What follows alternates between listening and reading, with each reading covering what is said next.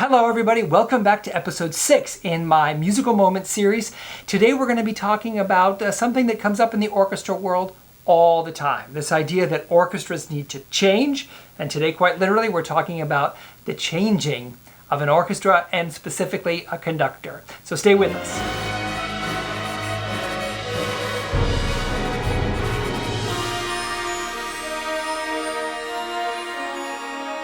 Welcome back, that's right. So when we talk about the orchestra as an institution, one of the things that always comes up is people say, the orchestra needs to change and evolve with the times.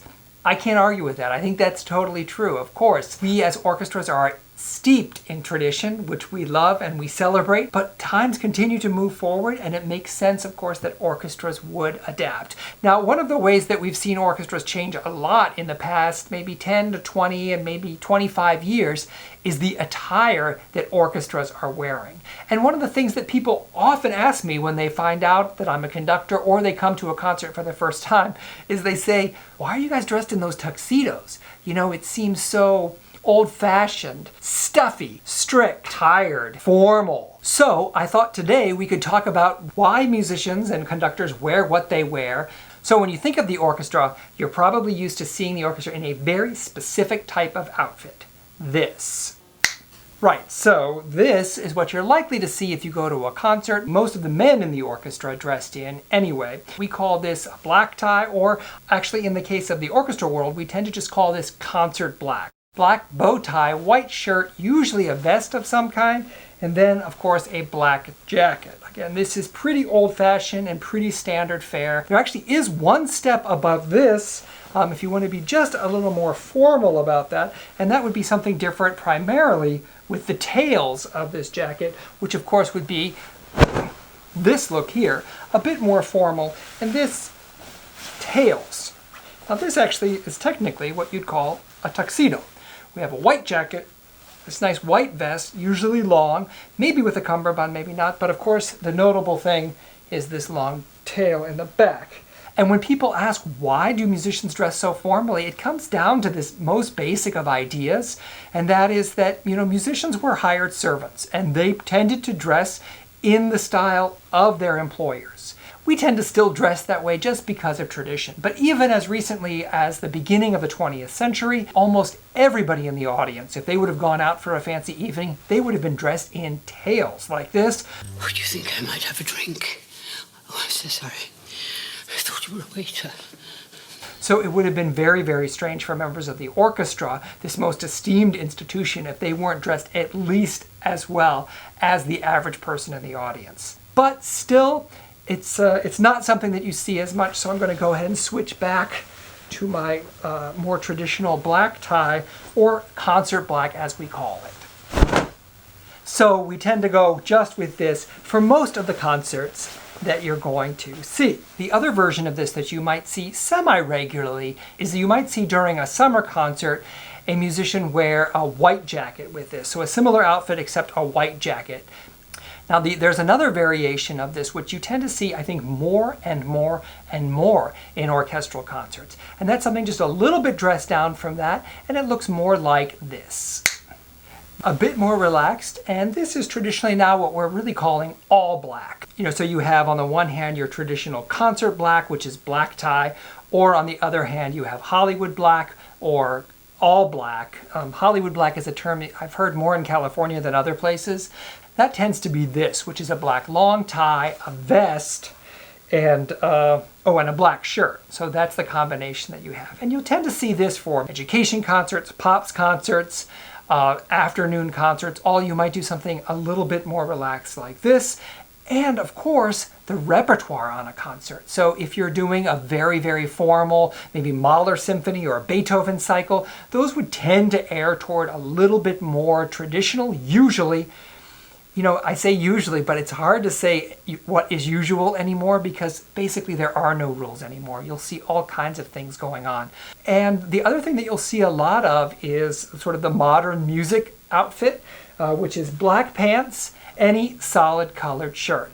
I tend to refer to this as fiesta wear because everybody's kind of wearing different colors, but it really makes the stage look like a giant Easter egg. And I just thought that was exactly the look we were going for. It was so fun and so festive. It can be a little dangerous though, because in the tradition of if you give an inch, they take a mile, it always leads to 100 questions from the ensembles about, well, can I wear this? I have a red shirt, but it has a little bit of a sequin through. Just so many questions, and sometimes just be like, all black.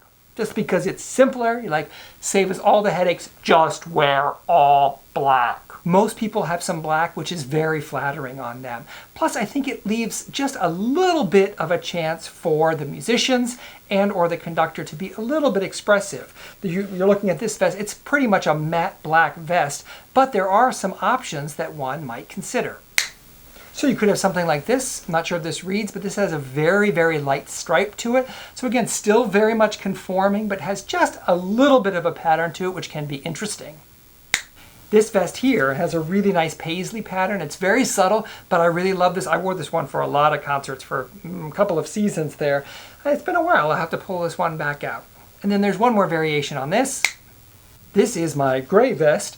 As you can see, it serves two functions. Not only does it help to maybe separate and delineate me from the musicians at large who are all wearing all black, but this also, I'm not sure if you can notice, but this one is also notably bigger. Boy, this one fits really well after a lot of ice cream. So a dual purpose there. And one other variation that you'll see on the Hollywood black is something that you'll see seasonally. So maybe we'll have this. Aha, you might see this at a holiday concert or even for a Valentine's Day concert with just a little bit of a color mixed in to be a little more relaxed. Now, I neglected to mention one additional place where you find musicians a lot, in a pit. I often do pit orchestra work where I let the musicians wear all black or sometimes maybe even a little casual. Again, you do have to be a little bit careful because sometimes musicians take a little bit of leeway a little too far, and if you say, oh yeah, you can dress a little more relaxed today, but as long as it's black, but you'll see all kinds of things. Whoa, or maybe even, yikes. Ah, that's better. Now, more recently, my friend Dominic Cayley, the pianist, he recommended a specific shirt for me that I'd actually seen something similar that he was wearing. I was like, wow, that looks so sharp. Looking for maybe just a slightly more modern take on that. And he recommended this, which I love. Yes, so this, you'll notice no tie at all. Whoa, welcome to the 21st century. Still with a vest to keep it just a little more formal, but I really like the sort of banded collar here, very sharp. And again, it's actually the most comfortable outfit, I think, of anything that I've had on today. So I have been wearing this more and more, and it's a very light shirt, and I really feel like I can move. You know, conductors, we tend to use our arms a bit, so you do want something that you can move around in comfortably. So now let's talk about what some other people are wearing, and before we do that, I'd love to get a little bit more comfortable. So this is basically me hanging around the house. Although I've made this joke many times, you know, conductors don't actually wear tuxedos when they mow the lawn. We dress just like everybody else. So a quick trip through what you're seeing some other conductors wear, and particularly with women conductors, I think we're seeing a lot of variety there, which is really fantastic. Two of the most famous American female conductors are Marin Alsop. Here she's looking very, very smart. I love that little punch of red that she has in her cuffs and her collar. Very, very sharp, I think. And then Joanne Falletta. Joanne wears a lot of all black, but I also liked this photo that I found where she's wearing something a little bit more colorful. Now turning our attention to maybe some well-known male conductors, we have Michael Tilson Thomas looking very, very sharp. Again, I love that collar. That's kind of what inspired me to go looking for a new kind of jacket when I saw this. I think this is so sharp. He looks great here. We've got Arthur Fiedler. Arthur was famous for conducting in a red jacket sometimes. Wait, not that red. That red jacket, thank you. And then Seiji Ozawa, who conducts in this. This isn't the perfect photo of it. I couldn't find the perfect photo, but he was known for conducting in all white, which I just loved. I remember being at Tanglewood in the 90s and seeing him conduct there and just thought it looked so clean, very sophisticated, elegant. Absolutely loved that look, to say the least. So there you have it. Hopefully you've seen a wide variety of things that I wear at various concerts and the things that the musicians in the orchestras that I conduct are wearing. Maybe for pops concerts, for film concerts, Hollywood black or all black. Maybe for some of our classical programs, we're going to do those in concert black or black tie. Very few of the concerts that I do actually do white tie anymore. It's just not something that you see, because that's really, really pretty formal. And if you know me or know my concerts, super, super formal is not really what I do. I tend to, if anything, sort of fall too far the other way, a little irreverent and a little too relaxed for some people.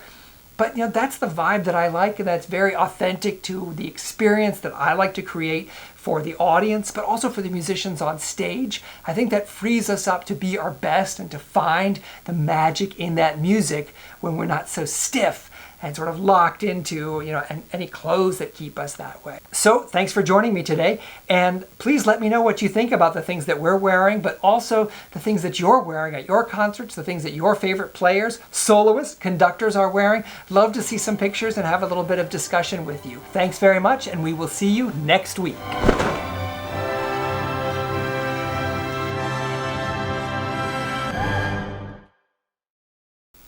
This is the true test of a gentleman, part 1. Can he tie a bow tie without looking at himself? I don't know. I used to be able to pride myself on this.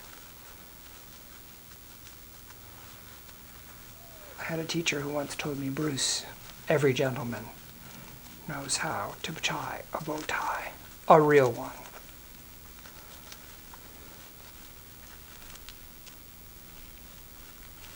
How's that look? Like I know what I'm talking about? I know, we'll see. I don't get to see it till I do it later. But we'll see. One time I even tied a long tie. This is for a member of an orchestra. I tied a long tie into the shape of a bow tie. Now that's talent.